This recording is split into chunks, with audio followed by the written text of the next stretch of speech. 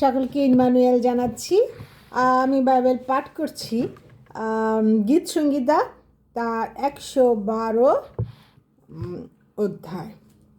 তোমরা সদাপ্রভুর প্রশংসা করো, ধন্য সেই জন যে সদাপ্রভুকে ভয় করে, যে তাহার আজ্ঞাতে অতিমাত্র প্রীত হয়। তাহার বংশ পৃথিবীতে বিক্রমশালী হইবে, সরল লোকের গোষ্ঠী ধন্য হইবে ও তাহার গৃহে ধন ও ঐশ্বর্য থাকে। তাহার ধার্মিকতা নিত্যস্থায়ী, সরল লোকের জন্য অন্ধকারের জ্যোতি উদিত হয়। সে কৃপাময় ও স্নেহশীল ও ধার্মিক। যে জন কৃপা করে ও ঋণ দেয়, তাহার মঙ্গল হয়।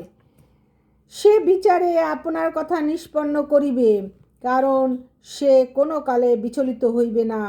ধার্মিক চিরকাল স্মরণে থাকিবে, অশুভ সংবাদেও সে ভয় করিবে না।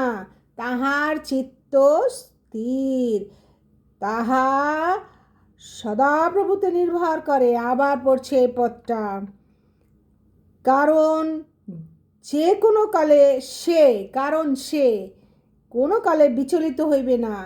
ধার্মিক চিরকাল স্মরণে থাকিবে, অশুভ সংবাদেও সে ভয় করিবে না। তাহার চিত্ত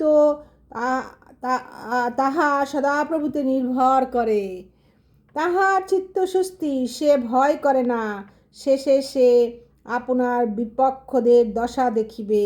সে বিতরণ করিয়াছে, দরিদ্রকে দান করিয়াছে। তাহার ধার্মিকতা নিত্যস্থায়ী, তাহার শৃঙ্গ গৌরবে উন্নীত হইবে। দুষ্টলোক তাহা দেখিয়া বিরক্ত হইবে। সে দন্ত ঘর্ষণ করিবে ও গলিয়া যাইবে। দুষ্টগণের অভীষ্ট বিনষ্ট হইবে। এই পদ থেকে দেখেন, আমি পড়ে যেটা বুঝলাম যে সরল লোকের গোষ্ঠী ধন্য হইবে না। আর যারা ধার্মিক তারা যদি অশুভ সংবাদও শোনে, তখনও তারা ভয় করবে না। তাহাদের চিত্ত স্থির আর তাহা সদাপ্রভুতে নির্ভর করে। আসুন আরও বাইবেল পাঠ করি, প্রার্থনাশীল জীবনযাপন করি এবং নিজেরাও ভালো থাকি, অন্যদেরকেও ভালো রাখি। ধন্যবাদ জানাই সবাইকে। ভালো থাকুন, সুস্থ থাকুন এই কামনায়। Emmanuel, God bless you, good by.